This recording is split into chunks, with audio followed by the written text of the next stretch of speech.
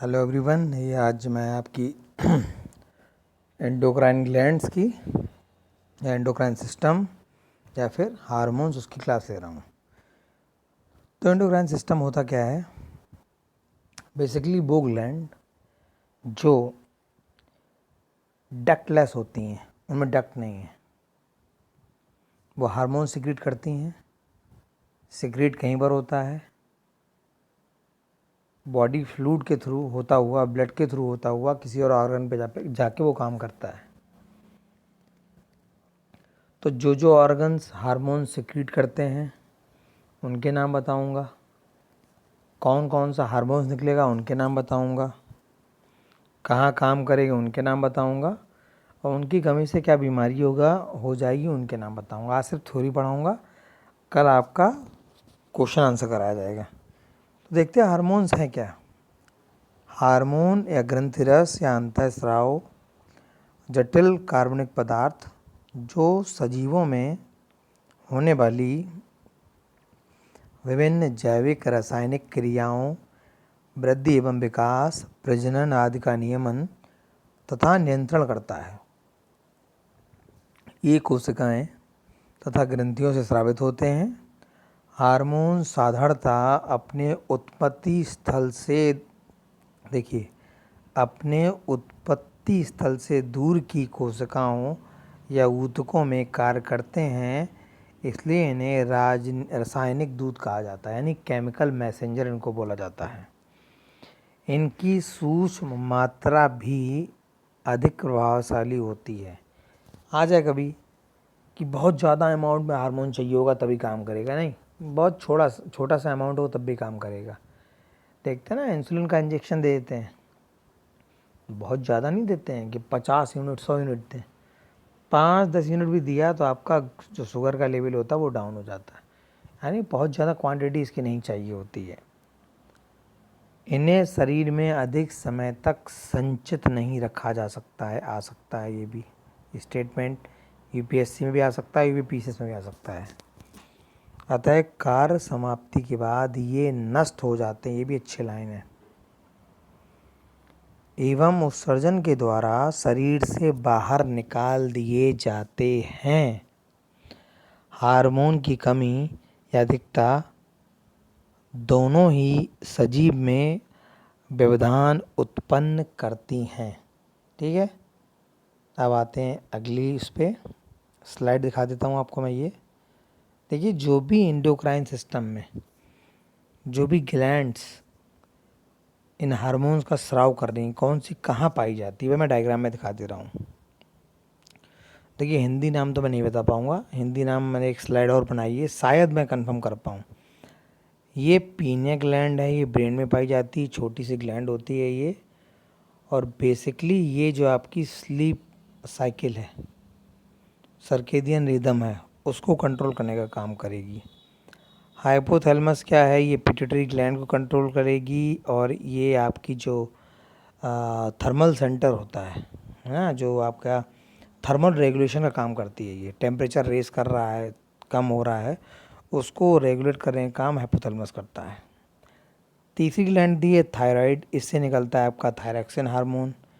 चौथी दी है thymus gland. अब थाइमस क्या है, देखिए लोकेशन देख लीजिए, थायराइड आपकी नेक में दिख रही है, थाइमस आपकी चेस्ट में दिख रही है। और जो थाइमस ग्लैंड है बेसिकली ये करती क्या है, इसमें एक सेल होती है थाइमोसाइट, वो निकालती है टी लिम्फोसाइट, और टी लिम्फोसाइट क्या होंगे, आपकी इम्यूनिटी को बढ़ाने का काम करेंगे। ठीक है, अगला देखिए पेनक्रियास, सबको ही जानता है, इससे इंसुलिन निकलता है, ग्लूकागॉन निकलता है, सोमेटोस्टेटिन निकलता है। ये 3 हार्मोन निकल रहे हैं, और ये complete digestive juice pancreatic juice को बोला जाता है, क्योंकि इसमें पैनक्रियाटिक जूस भी होता है जो एक्सोक्राइन ग्लैंड का काम करेगा, क्योंकि इसमें जो एंजाइम्स होंगे फूड डाइजेशन में हेल्प करेंगे, और जो एंडोक्राइन ग्लैंड में जो हार्मोन निकलेंगे वो आपका शुगर कंट्रोल करने में हेल्प करेंगे। ठीक है, तो कैसी हो गई आपकी ये मिक्स ग्लैंड हो गई है। Exocrine as well as endocrine both functions has been performed by pancreas. अगला है एड्रिनल ग्लैंड। ये देखो रीनल किडनी के ऊपर पाई जा रही, आ सकता है कौन सी ग्रंथियां हैं जो किडनी के ऊपर रहती हैं, तो देख लीजिए आप, यही है एड्रिनल ग्लैंड। एड्रिनल ग्लैंड के बाद आते हैं आप टेस्टिस में और ओवरी में। देख लीजिए आप, टेस्टिस दिखाई दे रहा है ये, ठीक है, और फीमेल ऑर्गन अलग से बना हुआ है, तो ओवरी से भी हार्मोन्स निकलेंगे। तो पूछ सकते हैं किसके क्या क्या निकलता है। ऑर्गन बता दी कौन सा कहाँ पाया जाता है। पीनियल ग्लैंड ब्रेन में है, पिट्यूटरी भी आपके ब्रेन में है, थायराइड आपकी नेक में है, थाइमस जो आपके चेस्ट में है, और जो आपकी पेनक्रियाज है वो आपके एब्डोमिनल रीजन में है। एड्रिनल जो है वो किडनी के ऊपर है, टेस्टिस आपकी ग्रोइन रीजन में है, ओवरी भी वहीं है। हिंदी में नाम बताएंगे, पीने का नाम तो मेरे को नहीं पता है, लेकिन जो पिट्यूटरी ग्रंथि है ना, उसका नाम शायद पट्टू ग्रंथि जहाँ तक बोलते हैं, मैं बहुत श्योर नहीं हूँ भाई, ठीक है। पीयूष ग्रंथि उसको बोलते, सॉरी पीयूष ग्रंथि बोला जाता है पिट्यूटरी को। थायराइड के नाम से जानी जाती है। थाइमस भी थाइमस के नाम से जानी जाती है। पैनक्रियाज जो है वो अग्न्याशय के नाम से जानी जाती है। और जो एड्रिनल है वो, ये जो किडनी है उसको बोलते हैं वृक्क, ठीक है। और वृक्क के ऊपर भाई साहब बैठे हुए हैं ये, तो बोलते हैं इनको अधिवृक्क ग्रंथि, अधिवृक्क ग्रंथि, ठीक है। टेस्टिस और जो ओवरीज है उनको गोनेट्स है, जनन ग्रंथि बोला जाता है, ठीक है। ये आपका ख़त्म हो गया। अगला चलते हैं, देखिए हिंदी में सब दिया हुआ है, सब लिखा हुआ है। ये जो पीनियल ग्लैंड है उसका नाम है, देखिए बड़ा कर देता हूँ, जो पीनियल ग्लैंड है उसका नाम है गाबदुम ग्रंथि। अरे बाप रे, बड़ा टिपिकल सा है। पीयूष ग्रंथि आपका हो गया पिट्यूटरी। अब टू कौन सी है, अब टू देखना पड़ेगा, अब टू नंबर 3। ये थायराइड ग्लैंड है, उसका नाम है अब टू ग्रंथि। चौथी दिया हुआ बाल ग्रंथि है, इसको थाइमस ग्लैंड बोला जाता है। पांचवी में आपको अधिवृक्क बता ही चुका हूँ, किडनी के ऊपर होगी। छठी अग्न्याशय में बता ही चुका हूँ, पेनक्रियास को बोला जाता है। सातवां अंडाशय और वृषण, वृषण माने टेस्टिस, अंडाशय माने ओवरीज। तो ये आपका हिंदी में भी हो गया। लोकेशन आप फिर से देख लीजिए, ऊपर ये नंबर 1 पे जो है ये पीनियल ग्लैंड है, नंबर 2 पे आपकी पिट्यूटरी ग्लैंड है, इसको पीयूष ग्रंथि बोलते हैं। नंबर 3 पे आपकी थायराइड ग्लैंड है, इसको थायराइड ही बोलते हैं। नंबर 4 पे ये आपकी बाल्य ग्रंथि या इसको थाइमस ग्लैंड बोला जाता है। नंबर 5 पे आपकी अधिवृक्क या एड्रिनल ग्लैंड बोला जाता है। नंबर 6 पे आपकी ये पेनक्रियाज या अग्न्याशय इसको बोला जाता है। नंबर 7 पे जो आपको दिख ही रहा है ये आपका ये जो अंडाशय है वो है। और 8 पे टेस्टिस या वृषण इसको बोला जाता है। ख़त्म हो गया आपका ये पार्ट। अब आते हैं आपके कौन कौन से हार्मोन्स निकल रहे हैं कहाँ से, वो बता देता हूँ। फंक्शन भी साथ में बताता चलूँगा, थोड़ा बताऊँगा, सुनते रहिएगा बस। क्वेश्चन लगाऊंगा तो थोड़ी डिटेल और दे दूंगा। देखिए पिट्यूटरी में जो हार्मोन निकल रहे हैं नाम दिए हुए हैं, ग्रोथ हार्मोन यानी वृद्धि हार्मोन हो गया, प्रोलैक्टिन, लैक्टिन लगा हुआ है, इसका संबंध मिल्क के सिक्रीशन से होगा। लेकिन ये काम क्या करता है, मिल्क जो आपका ब्रेस्ट है उनको स्टिमुलेट करता है कि आप मिल्क की सिक्रीशन करें, यानी फीमेल में पाया जाएगा, फीमेल में काम करेगा ये basically. TSH thyroid stimulating hormone है, FSH फॉलिकल स्टिमुलेटिंग हार्मोन है, LH आपकी ल्यूटाइजिंग हार्मोन है, ल्यूटिनाइजिंग, और आपका ऑक्सीटोसिन है, वैसोप्रेसिन है, और आपका ये जो ACTS है ये एड्रेनोकॉर्टिकोट्रोपिक हार्मोन है, यानी एड्रिनल जो कॉर्टेक्स होता है उसको स्टिमुलेट करता है। तो याद करने की जरूरत नहीं है, नाम याद रखिए। ग्रोथ हार्मोन पिट्यूटरी से निकलता है, वृद्धि का काम करेगा, आदमी का शरीर बड़ा हो जाए, लंबा हो जाए। प्रोलैक्टिन जो ब्रेस्ट में ब्लड जो आपका मिल्क का सिक्रीशन है उसको स्टिमुलेट करने का काम करेगा। थायराइड स्टिमुलेटिंग हार्मोन क्या हुआ है, थायराइड ग्लैंड पर जाकर काम करेगा, भैया आप थायरॉक्सिन निकालो। FSH क्या है, फॉलिकल स्टिमुलेटिंग हार्मोन है, ये मेल में क्या करेगा, आपका जो स्पर्मेटोजेनेसिस को बढ़ाएगा। और जो फीमेल है उसमें आपको ये जो आपका हार्मोन एस्ट्रोजन निकलता है ग्रेफिन फॉलिकल से, उसको स्टिमुलेट करने का काम करेगा। अब आ जाते हैं थायराइड में। बाकी ब्रेसोप्रेसिन और ऑक्सीटोसिन। ब्रेसोप्रेसिन का काम क्या है, जो आपका ब्रेस्ट है उसके आसपास की जो स्मूथ मसल्स की ग्लैंड होती है, जो स्मूथ मसल्स पाई जाती है, उनको कंप्रेस करके बोलेगा मिल्क का सिक्रीशन करेंगे। होगा कब, जब डिलीवरी के बाद बच्चा हो जाएगा, उसको दूध की आवश्यकता पड़ेगी, तब ये ऑक्सीटोसिन काम करेगा। बेसोप्रेसिन को एंटी डायबिटिक हार्मोन बोलते हैं। जैसे आपका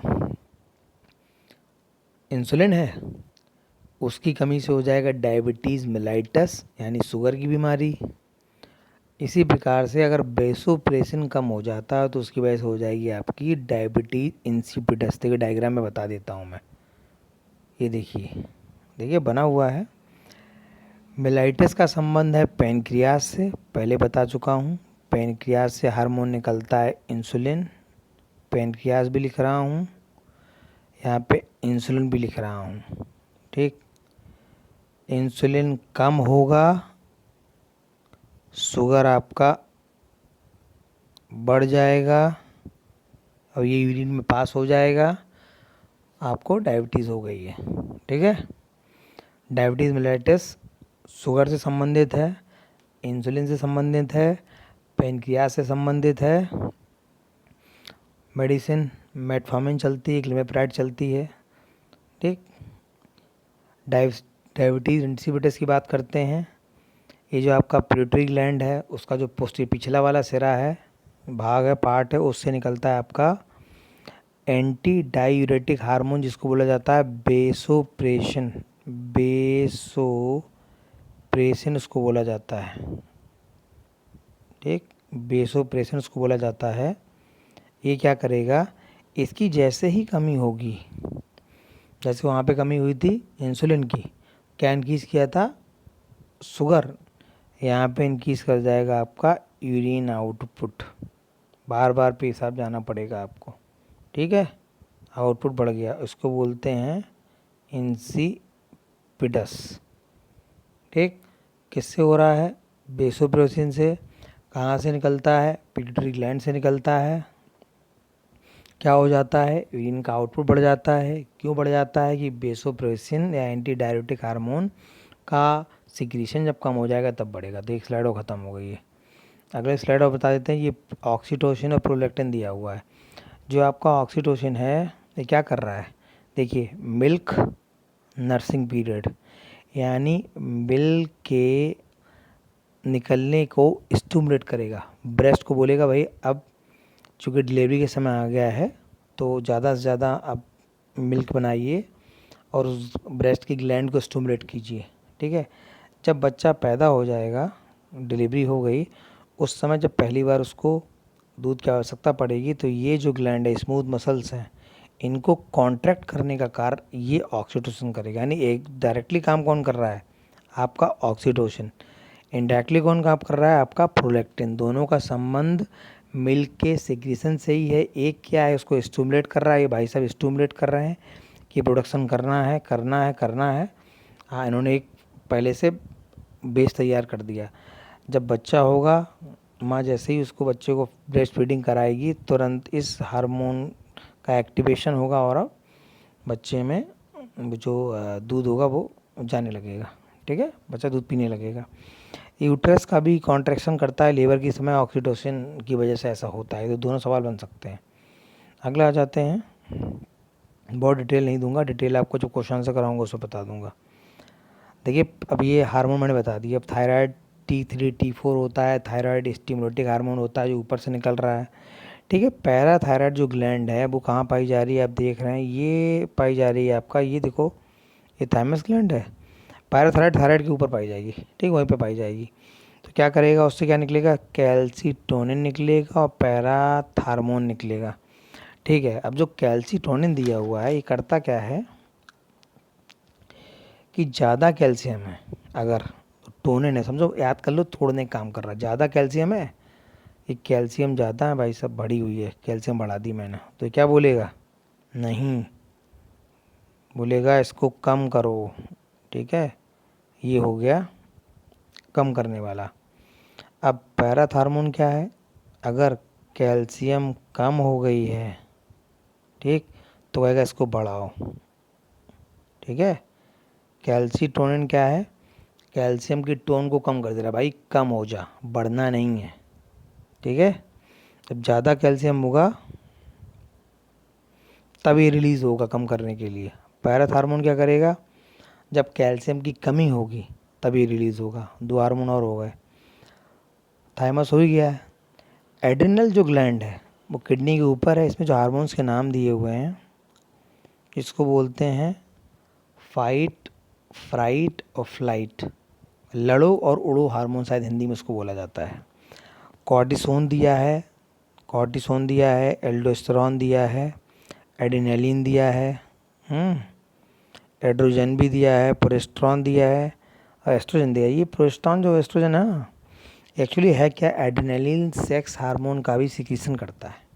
ठीक है, पूछ दिया जाए, एक तो आपका जो मिनरलोकॉर्टिकॉइड्स है, ग्लूकोकॉर्टिकॉइड्स है, उसके अलावा ये आपका सेक्स हार्मोन का भी सिक्रीशन करेगा। इसका मतलब जो आपकी सेक्स बिहेवियर है, जो आपके सेकेंडरी सेक्सुअल करेक्टर हैं, आपके मूंछ आ गई, दाढ़ी आ गई, ब्रेस्ट आ रहे हैं, ठीक है, शरीर का जो अप्यूस सिम्पाइसिस वाला एरिया है, लड़कियों में चौड़ा है, लड़कों में पतला है, जो सेकेंडरी सेक्सुअल प्रीवियस हेयर है, जो सेकेंडरी सेक्सुअल करेक्टर होंगे, वो भी कंट्रोल करने का काम आपका एड्रेनल ग्लैंड कर रही है।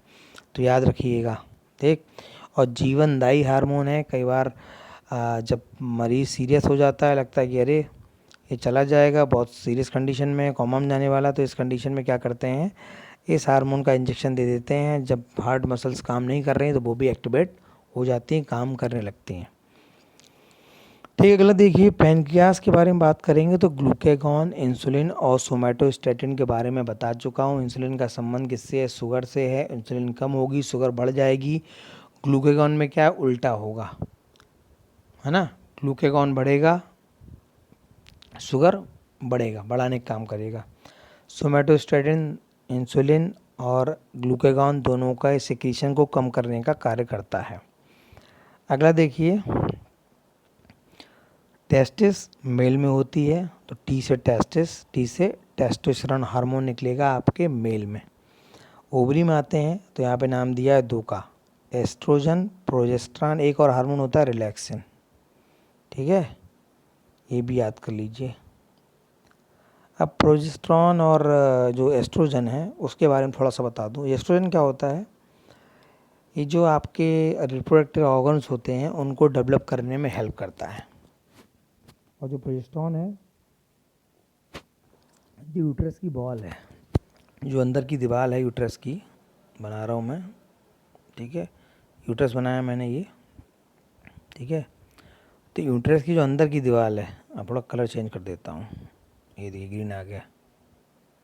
ये अंदर की जो दीवार, ये आपकी वॉल है ना, it will maintain the wall,